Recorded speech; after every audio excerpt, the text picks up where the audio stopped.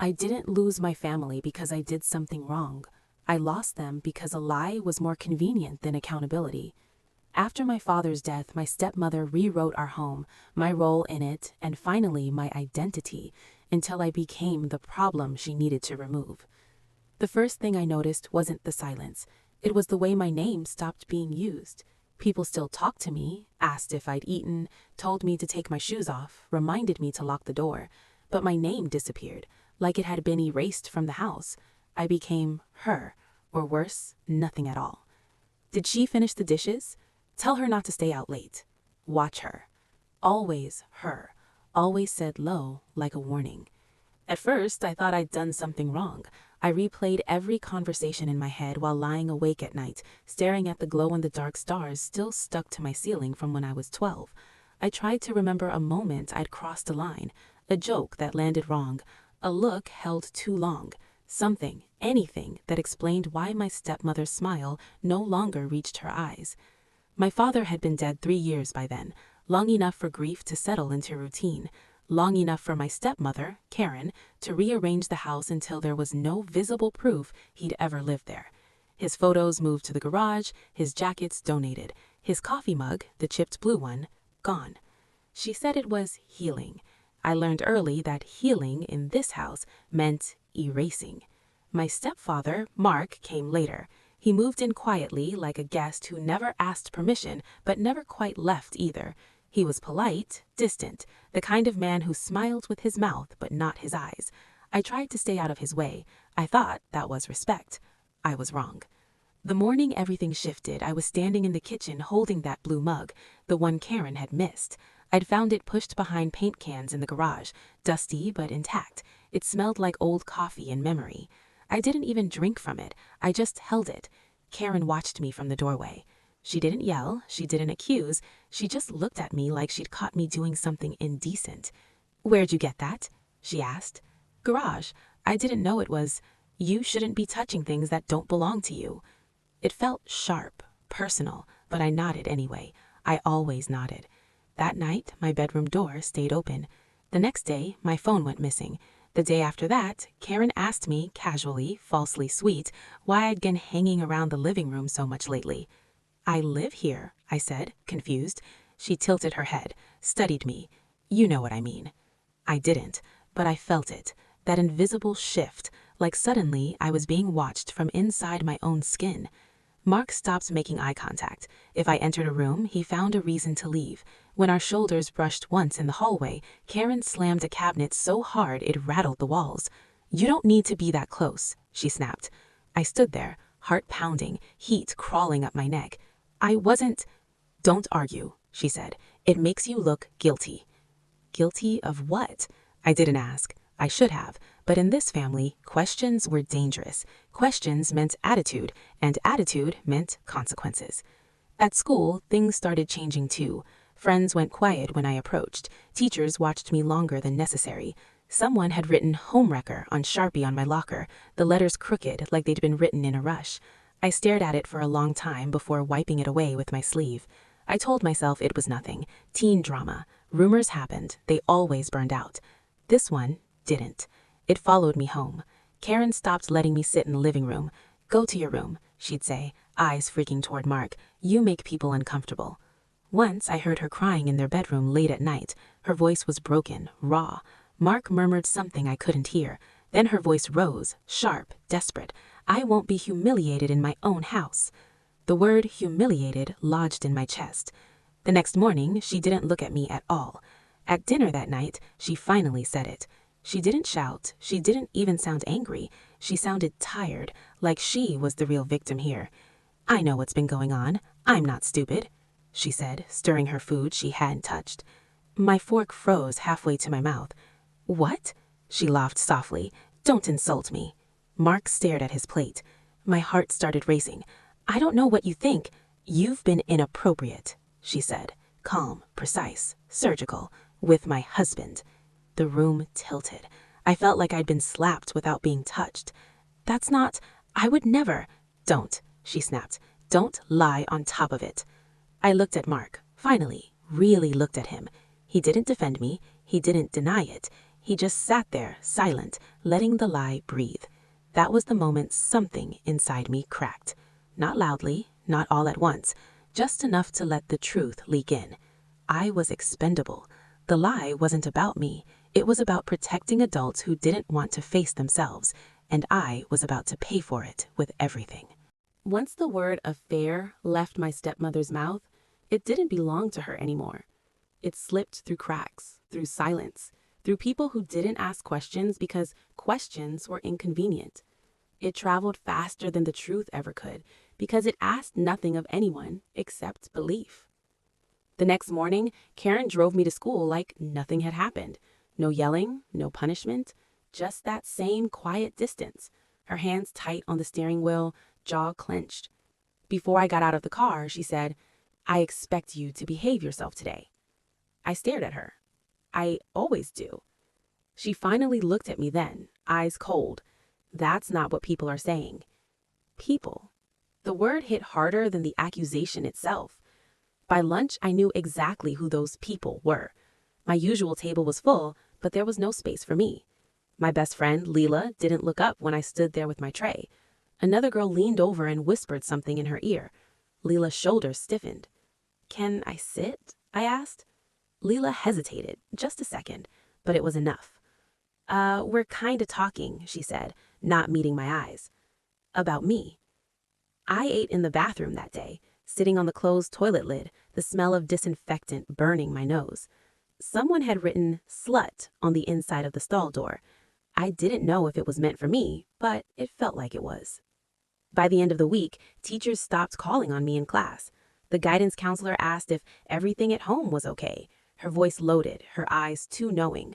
A boy I'd never spoken to leaned close as I passed him in the hall and said, "So you're into older guys, huh?" I went home shaking. Karen was waiting. She'd invited my aunt over, my cousin too. They sat on the couch like it was an intervention. Karen perched on the armchair, hands folded, face calm, serene even, like she'd rehearsed this. I stood there, backpack still on, heart pounding. "We're just worried about you," my aunt said gently. "Worried about what?" My voice came out thin. Karen sighed. "This behavior, it's not healthy. It's not appropriate." "What behavior?" I asked. I was begging now. I could hear it. She looked at the others, then back at me. "Don't make me spell it out." "Say it." I wanted her to say it again. Say it so I could fight it, so I could tear it apart. Instead, my aunt spoke. "Honey, if something happened, if you were confused—" "I wasn't," I said too fast. "Nothing happened. Ever." No one contradicted me. No one agreed either. Silence sat heavy in the room, thick and sticky, the kind that doesn't wait for truth, the kind that decides for you. That night, Karen took my door off its hinges. "Transparency," she said. "You've lost the right to privacy." I slept with the lights on, my stomach twisted into knots. Every sound in the house made my skin crawl. I hated myself for feeling guilty when I hadn't done anything wrong. Hated that my first instinct was to apologize. I tried anyway. I cornered Mark in the garage one afternoon, my hands shaking so badly I had to clench them into fists. "You have to tell her. You have to tell them it's not true." He did look at me. "It's complicated." "No, it's not," I said. "It's a lie." He finally met my eyes then, and what I saw there broke something else in me. Not desire, not guilt, fear. "Your stepmother's been through a lot," he said. "She's sensitive. You need to stop pushing." "So you're just going to let them think this about me?" He shrugged. "People think what they think." People. There it was again. "Karen stopped letting me attend family gatherings. For your own good," she said. "Things are tense right now." At school, the rumor grew teeth. Someone told the principal. I was pulled out of class and questioned like a suspect. My answers were written down, filed, stored. My mother, my real mother, who lived 2 states away and sent birthday cards like obligations, called once. Karen had already spoken to her. "I don't know what's going on with you," my mother said over the phone, her voice disappointed, distant. "But I raised you better than this." I pressed my forehead to the wall, my vision blurring. "I didn't do anything." She sighed. "That's what they all say." That night, I cried until my throat burned. quietly, carefully. I learned to cry without sound. The house felt hostile now, every room charged. Karen watched me like a warden. Mark avoided me entirely. If we crossed paths, he flinched like I was dangerous. Once I overheard Karen on the phone. "I had to protect my marriage," she said. "You understand that, right?" Protect? By sacrificing me. The final straw came in spring. I came home to my suitcase sitting by the door. Karen stood nearby, arms crossed. "You need space," she said. "We all do." "Where am I supposed to go?" I asked. She smiled sadly. "Your aunts offered to take you in, for a while." "For a while," I repeated. Mark stood behind her, silent as ever. I looked at them both, really looked, and I understood. This wasn't about an affair. It was about convenience. I was the loose end, the reminder, the thing that didn't fit neatly into their story of a respectable marriage and a clean life. Sending me away fixed everything. At my aunt's house, things weren't better, just quieter. Doors closed when I entered rooms, conversations paused. I became the cautionary tale whispered about when relatives thought I couldn't hear. I stopped correcting them. What was the point? Somewhere between surviving and disappearing, something inside me hardened. I started writing everything down. Dates, words, looks, contradictions. I didn't know why at first. I just knew I needed proof. If not for them, then for myself. Years passed like that. I graduated early, moved out, worked nights, studied days. I carried the lie with me like a shadow, always just behind my shoulder. People remembered. They always remembered. But I did too. And one day, while cleaning out an old email account, I found something I wasn't supposed to see. A message Karen had sent Mark months before the accusation. Angry, accusing, afraid. "If you don't end it, I will. Not with me, with someone else." That's when the lie finally cracked wide open. And for the first time since that word ruined my life, I wasn't afraid. I was furious. Anger didn't come all at once. At first, it showed up as insomnia. I'd lie awake staring at the ceiling of my tiny studio apartment, listening to the radiator click and pop like it was trying to tell me something. My body was exhausted, but my brain wouldn't shut up. It kept replaying moments I tried to bury. The way Karen's voice softened when she lied. The way Mark's silence did more damage than shouting ever could. I kept thinking, they really let the world believe that about me. Not strangers, not random people. My family. For a long time, survival was my only goal. I worked 2 jobs, one at a diner where men called me sweetheart like it was my name, another cleaning offices at night when the city felt hollow and honest. I paid my bills on time. I kept my head down. I told myself I didn't care what anyone thought anymore. That was a lie too. The rumor followed me like a bad smell. I'd run into people from my old town at grocery stores or gas stations, and I'd see it flash across their faces. Recognition, curiosity, judgment. Nobody ever asked me directly. They didn't need to. The story had already been written.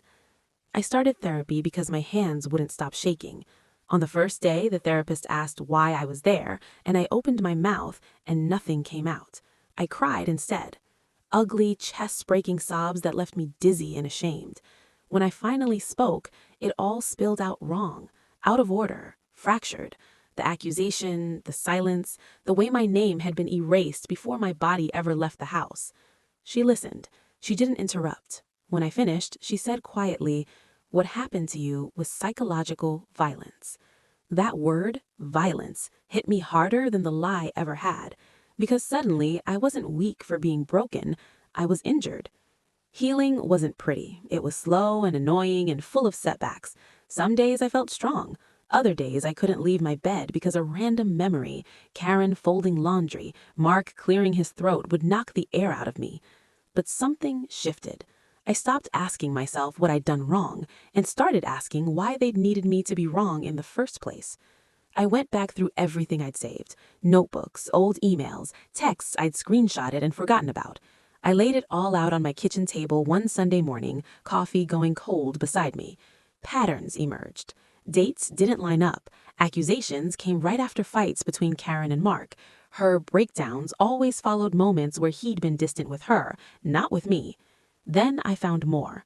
An old phone bill Karen had forgotten to shred, repeated late-night calls to a number I didn't recognize, social media accounts she didn't know were public, photos she'd been tagged in and never removed. And then the final confirmation. A woman messaged me. She didn't start with an apology, she didn't start with kindness, she started with fear.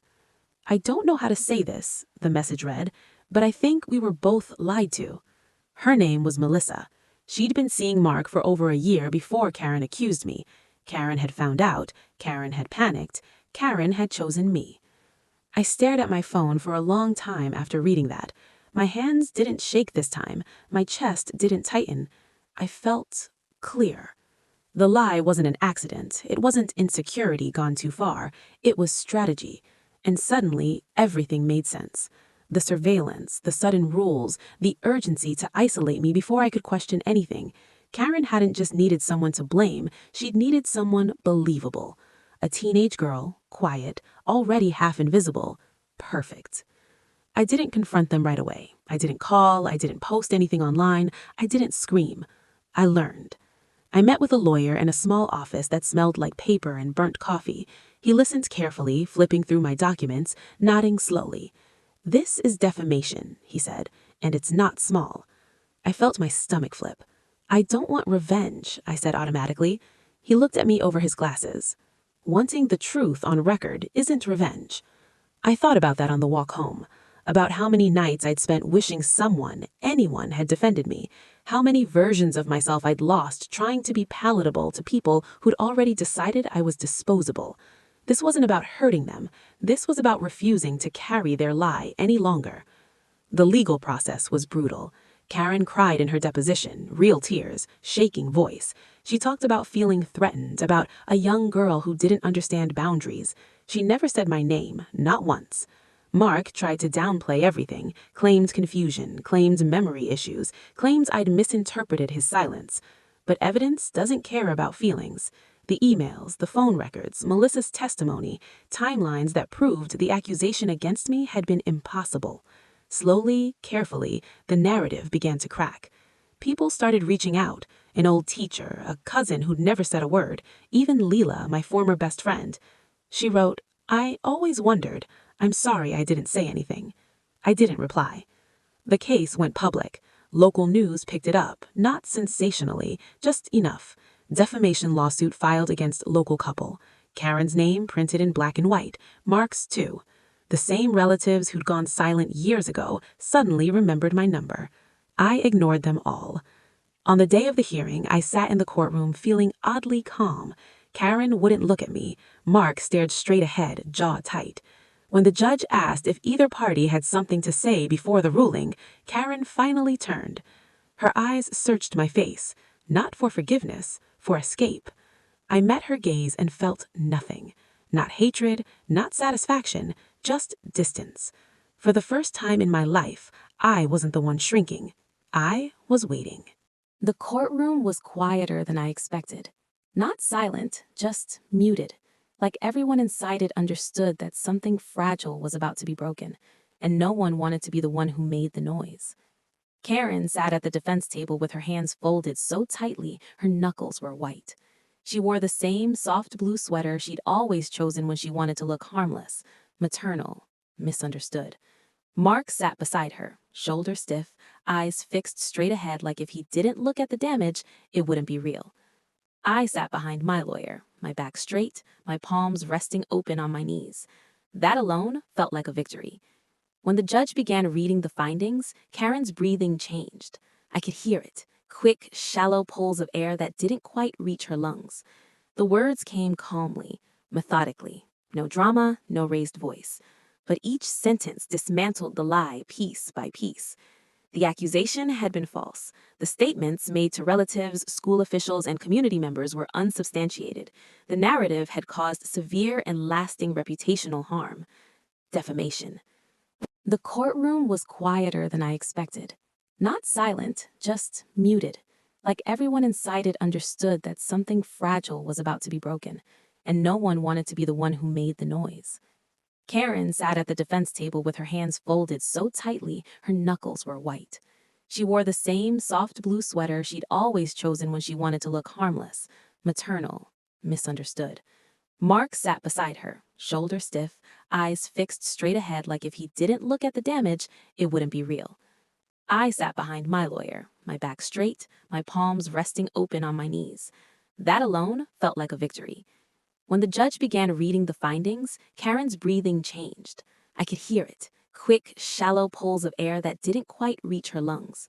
The words came calmly, methodically. No drama, no raised voice. But each sentence dismantled the lie piece by piece.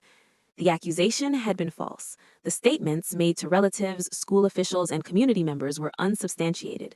The narrative had caused severe and lasting reputational harm. Defamation. When the judge ordered a formal public retraction and apology, written, signed, and submitted to the same institutions the rumor had reached, I felt something loosen in my chest that I hadn't known was still clenched. Karen made a sound then. Small, broken. Mark finally turns toward me. Our eyes met for a split second. He looked older, smaller, like a man who'd spent too long hiding behind silence and had finally run out of places to stand. The apology wasn't immediate. It took 2 weeks. 2 weeks of local gossip spinning itself into knots. 2 weeks of relatives calling and texting, their messages clumsy with regret. We didn't know. We were just worried. You have to understand how it looked. I deleted them all. The apology came in the form of a letter published on the school district website and circulated among extended family. Karen's words were careful, legally polished, stripped of emotion. But the truth was there. Clear. Undeniable. The affair hadn't been mine. The accusations had been false. The harm had been real. I printed the letter and folded it neatly, then slid it into a box with my old notebooks, the ones filled with dates, phrases, moments I'd once thought no one would ever care about. I didn't feel triumphant. I felt finished. A month later, Karen asked to see me. I agreed, against my better judgment, not because I owed her anything, but because I wanted to see who she was without the lie protecting her. We met at a coffee shop halfway between our towns. Neutral ground, public, safe. She looked smaller than I remembered, her hair grayer, her eyes tired in a way that had nothing to do with age and everything to do with consequence. She cried almost immediately. I was scared. I thought I was losing everything. I stirred my coffee, watched the cream swirl in slow, perfect patterns. So you gave me up instead? She flinched. I didn't think it would go that far, she whispered. That's the thing. It always does. She tried to apologize again, this time without a script. She talked about panic and shame and how she'd convinced herself she was protecting her marriage. I listened, and when she finished, I said, "You didn't protect anything. You just taught everyone how easy it was to destroy me." Her mouth opened, closed. There was nothing left to say. Mark never asked to meet. That felt right. In the months that followed, my life settled into something unfamiliar. Peace. Not happiness, not all the time, but steadiness, the kind that doesn't disappear the moment someone raises their voice. I moved apartments, started a new job, made friends who knew nothing about my past and didn't need to. Sometimes people still recognized my name, but now, when they did, their expressions changed differently. Not with judgment, with discomfort. The lie had come back to its owners. One evening, I went back to the old house for the last time. Karen had moved out, Mark too. The place was being sold, empty, echoing. I stood in the kitchen where it all started, the late afternoon light slanting across the counters. I imagined my younger self there, barefoot, holding a mug that smelled of memory, trying to understand why love had suddenly turned sharp. "I'm okay now," I whispered, not to the house, to her. I walked out without looking back. Some people think revenge has to be loud, explosive, cruel. Mine was quieter. I lived, I told the truth, I refused to carry shame that wasn't mine, and in doing that, I took back everything they tried to steal. My name, my voice, my future. They underestimated me, and they'll have to live with that for the rest of their lives.